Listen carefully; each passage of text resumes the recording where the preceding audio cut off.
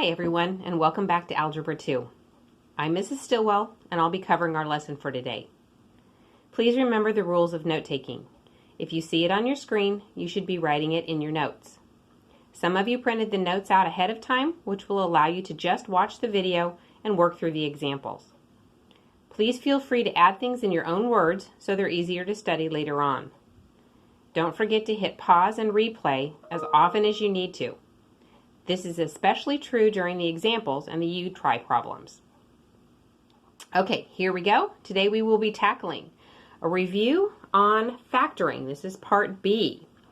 So last class you were walked through the first 4 of these steps. Reminder, clearing decimals and fractions if needed. Doesn't happen very often, but just in case. Factor out constants. Then factor out variables, then defoil, this is this part, you spent a lot of time on that last time, with the leading coefficient of 1. Today we're going to talk about how to handle this thing when the leading coefficient is not 1, which means it's a little bit harder to do the problem. Now there are lots of ways to factor. Please remember it is 100% up to you how you factor. If you have a method that works for you 100% of the time, please do it that way every time. The lessons last class and this class are to help you remember what factoring looks like, and also for those of you who never quite got it, to give you an extra chance to make sure that you understand this. Factoring is not actually part of the Algebra 2 curriculum. However, you're going to need it to be successful in all of the material that comes after this. So please make sure that you are good at this before we move on. We're going to start by practicing with leading coefficients that are not 1, and then we are going to move to factoring by grouping. Now I know that some of you learned factoring by grouping for all factoring, and that's absolutely fine as well. Okay, here comes our first example. First thing I will do, I will try to take out numbers, no constants in common. Variables, no variables in common. Defoiling, I would, but it starts with the number 3, so I'm going to do what has been called the ninja move, which means I am going to take that 3 here in just 1 minute, and I am going to move it to the end. Now this is cheating, just so that we're clear. This is not an actual mathematical thing. This is a shortcut for those of you who like shortcuts. Now please remember, in math, I can do pretty much anything I want as long as I undo it later. So I multiplied the n number by 3 so that now I have a leading coefficient of 1, which allows us to go back and handle the defoiling just exactly like you learned last class. 60, the multiples of 60, or factors of 60, excuse me, are 1 times 60, 2 times 30, 3 times 20, 4 times 15, 5 times 12, and 6 times 10. So those are my choices. I need the set that subtracts to be 11. Those subtract to be 59. Those subtract to be 28. Those subtract to be 17. I'm getting closer. These two subtract to be 11. So I know that I need the 4 and the 15. This says that the signs are different, so one is positive and one is negative. And this says that the biggest one is negative, so that would be a negative 15 and a positive 4. If you want to check your work, a positive 4 and a negative 15 do add up to be a negative 11, so I'm sure that I'm right. Again, that was material you covered last class. Now here's the trick. Since I multiplied the last number by 3, I have to go back and divide the last number by 3. Remember, if I do something, I have to undo it before I call it done. 4 divided by 3 can't factor or reduce, so I simply bump that 3 up to the front. You will not get any fractions in this. And 15 divided by 3 is 5. That does reduce. And easy peasy lemon squeezy, there are my factors.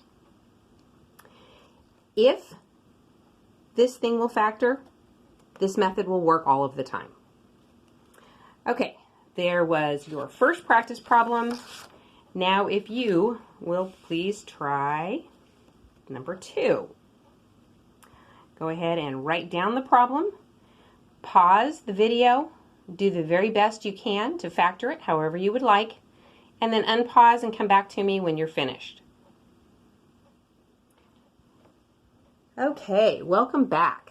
As you can see, this is another one of those examples where we have no constants can be factored out, no variables can be factored out, and I can defoil it, but it starts with that pesky 2, so I'm going to bump that thing to the end by multiplying it. Again, remember, it's cheating. It's kind of a shortcut or a trick, but since I did multiply by 2, I'm going to have to divide by 2 in a minute. Okay, we are right back to our factoring, just exactly like you did last class. 36 is 1 times 36, 2 times 18, 3 times 12, 4 times 9, and 6 times 6. I need the pair that subtract to be 9. Those subtract to be 35. Those subtract to be 16. Those subtract to be 9. So I know it's a 3 and a 12. This says the signs are different. And this says the biggest one is positive. So I've got a positive 12 and a negative 3. Negative 3 and positive 12 do add up to be 9. Okay, I multiplied the end by 2. I have to divide the end by 2. Sometimes it reduces, sometimes it doesn't. 3 over 2 does not reduce, so I bounce that 2 right to the front. Remember, we will not get fractions in our answers. 12 divided by 2 does factor, and that reduces to 6.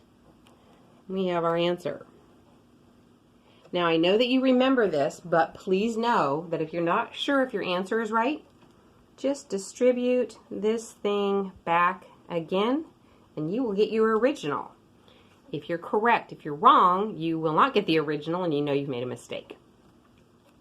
Okay, let's try number 3. This is going to be our practice of factoring by grouping.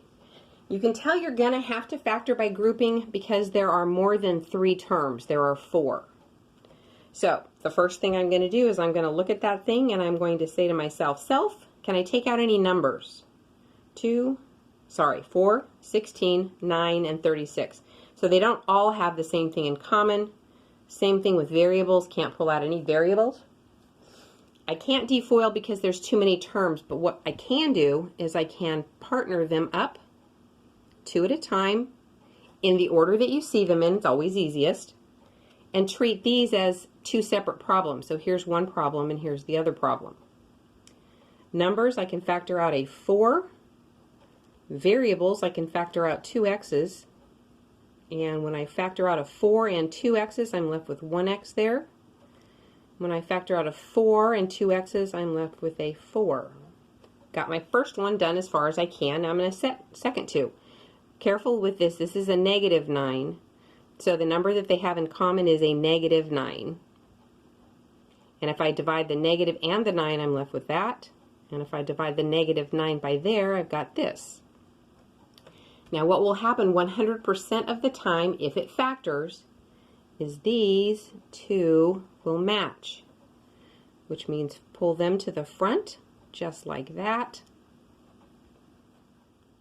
And all you have to do is write what's left over. So what's left over there is 4x squared, and what's left over there is negative 9. Now as you're looking at that, most of you recognize that this is the difference of 2 squares, which means I can actually go one step farther. Doesn't always happen, but it did in this case. 4x squared is a perfect split for 2x and 2x, and 9 is perfect for a negative 3 and a positive 3, and that gives us our final answer. Now, there isn't always one extra step like this. There happened to be in this case, so I wanted to make sure that you saw it. Okay, if you will please do the you try right now. So copy down the problem, go ahead and take a moment, and then get back to me when you are finished. Remember, don't sit there and wait for me to do it for you. You always want to do it for yourself. Okay, welcome back. We are now going to put these two together, and I'm going to pull out the x squared that they have in common but no number, and there's going to be an x plus 5 left. Here I've got a negative 4. When I factor out the negative and 4, I have this. When I divide that by a negative and a 4, I get a positive 5. And again, you'll notice that these two match. Pulling those both out, I end up with this x squared minus 4.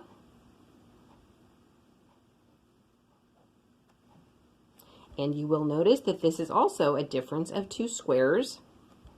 So that's going to be an x with an x. That's a 2 and a 2. And one, of course, is negative and the other one is positive. Okay, hopefully you got that correct, and we are ready to move on to the next one. This is the last set that we're going to be doing. We are going to take these and put them all together and make sure you are good with them. So here we go with our first one. I can factor out an x.